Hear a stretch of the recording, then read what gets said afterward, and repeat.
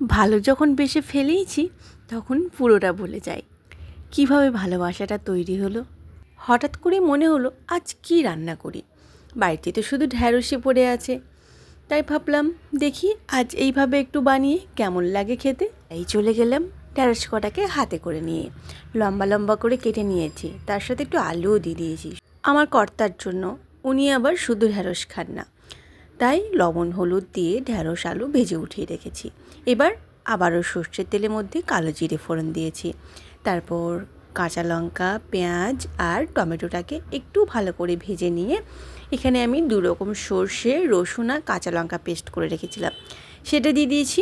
তার সাথে কিন্তু কাশ্মীরি লঙ্কার গুঁড়ো ও হলুদ গুঁড়ো দিয়ে একটু মশলাটাকে কষে নেওয়ার পর ভেজে রাখা সবজিটা দিয়ে দিলাম। তারপর যতটা তোমার ভালোবাসা আছে ঠিক ততটা ভালোবাসা নিয়ে এটাকে হালকা করে একটু কষে নিয়ে পরিমাণ মতন জল ও স্বাদ মতন লবণ দিয়ে সেদ্ধ করে নাও।